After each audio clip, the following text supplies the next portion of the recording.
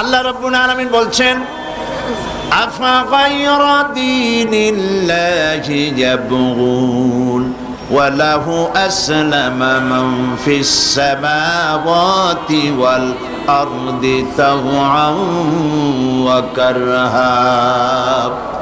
আফা গায়রা দীনিল্লাহি ইয়াবগুন, তোমরা কি আল্লাহর দেওয়া জীবন ব্যবস্থাকে ছেড়ে দিয়ে অন্য কোন মতবাদ, অন্য কোন আদর্শ তালাশ করো?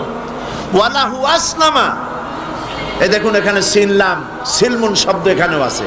ওয়ালাহু আসলামা মান ফিস সামাওয়াতি ওয়াল আরদ, অথচ আকাশে যা আছে জমিনে যা আছে আসলামা সবাই আত্মসমর্পণ করেছে। কার কাছে বলুন তো? ইচ্ছায় হোক অনিচ্ছায় হোক আত্মসমর্পণ করেছে কার কাছে? আল্লাহ পাকের কাছে। প্রবল জ্ঞানী হইবে যাহারা, আপন মনেতে বুঝিবে তাহারা, রাত্রি পারে না আগে যাইবার, দিনের স্থান করে অধিকার, চন্দ্র বাঁধে না সূর্যের গায়েতে, পারে না চন্দ্রকে ধরিতে, যার যে স্থান বহল রাখিয়া ভ্রমণ করিছে খোদাকে ডরিয়া। প্রত্যেকে আল্লাহকে ভয় করে চলছে।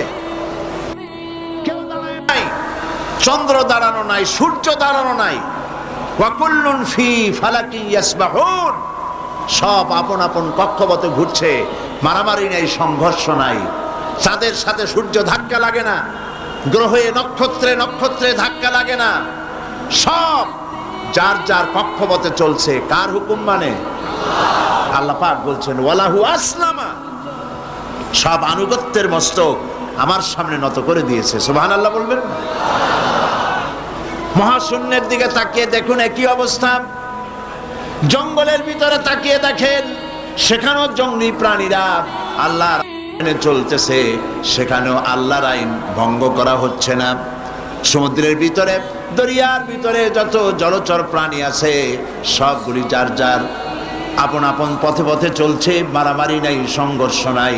ওয়ালাহু আসলামা, যা কিছু আছে আকাশে, যা কিছু আছে জমিনে, সব আল্লাহর সামনে মাথা নত করে দিয়েছে। সুবহানাল্লাহ, সব আল্লাহর আইন মেনে চলছে। ওয়ালাহু আসলামা মান ফিস সামাওয়াতি ওয়াল আরদ।